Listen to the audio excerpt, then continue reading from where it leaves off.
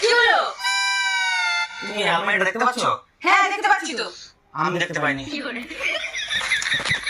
কি হলো আমার খোকা? জানি না, অজ্ঞান হয়ে গেল তো। তাড়াতাড়ি ডাক্তার ডাকো।